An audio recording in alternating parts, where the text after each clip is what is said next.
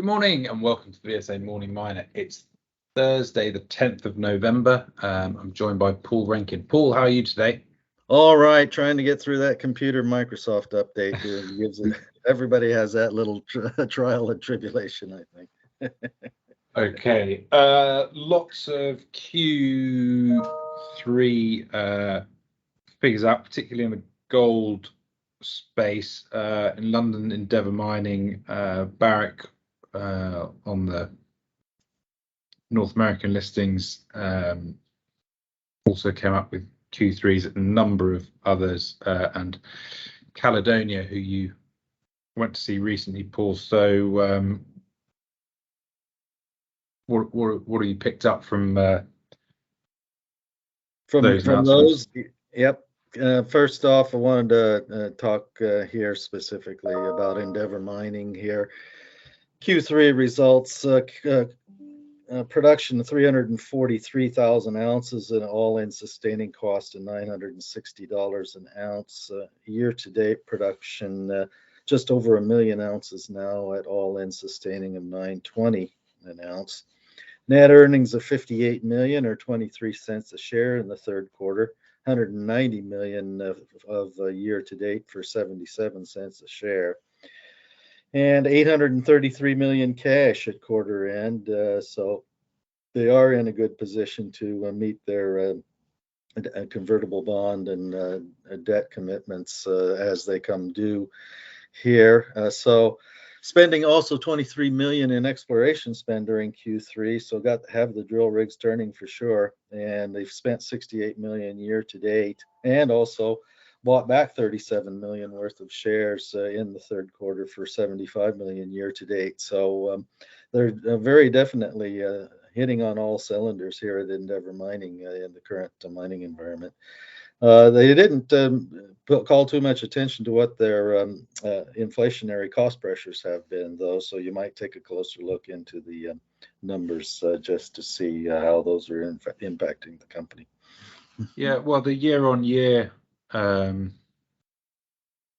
cash cost increase was sort of modest, what you might expect in the sort of compared to CPI, but the Q-on-Q looked to have slowed down a bit, only increasing by a small amount. But I think that's pretty similar between, similar trend to what we're seeing elsewhere.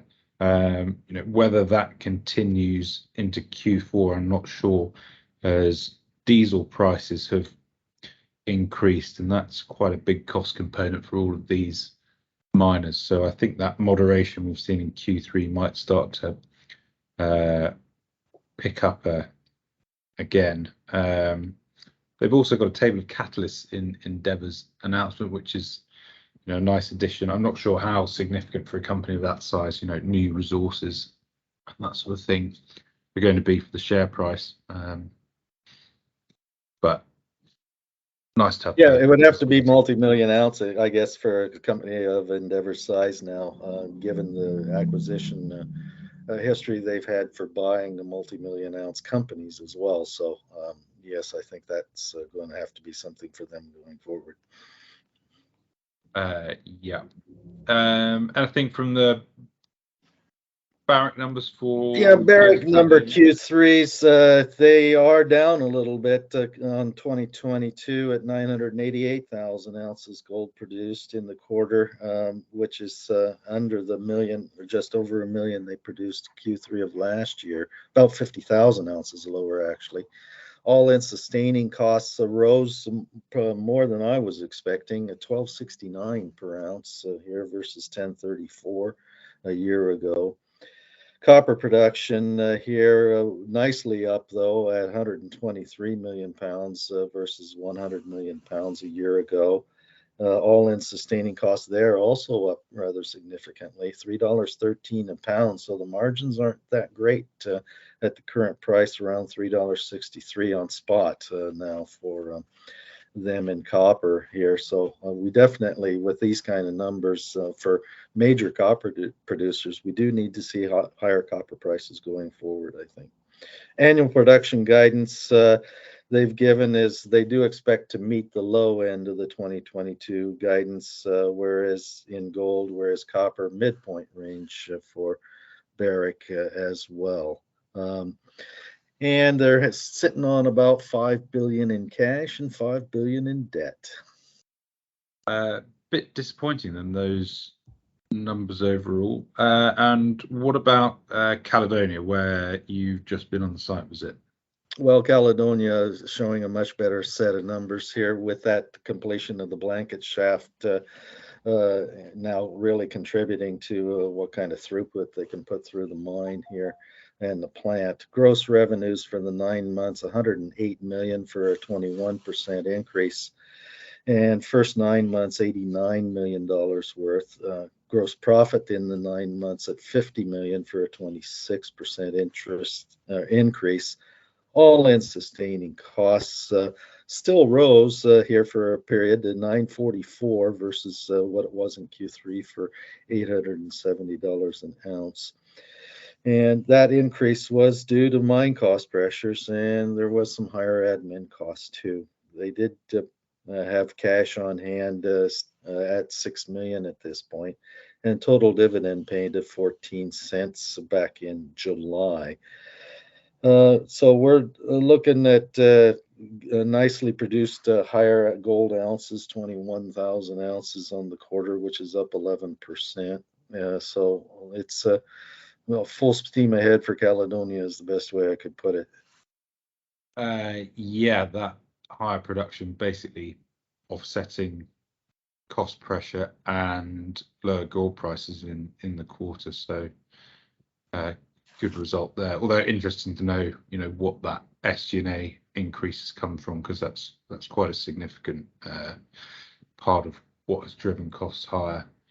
Also, dividend flat, so that's always positive. Anything else, Paul?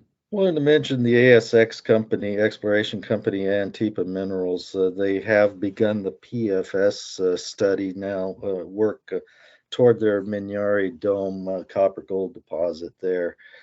That copper gold deposit for investors lies about 40 kilometers north of Newcrest Telfer mine, whereas London investors know that Havieron deposit of Greatland resources or Greatland Gold lies about 50 kilometers east of Telfer. So they're in the same province of the rocks, but the Minyari Dome deposit still in very much a question mark as to ultimately how big it is. It is more disturbed than the Havieron deposit, the much more folded around.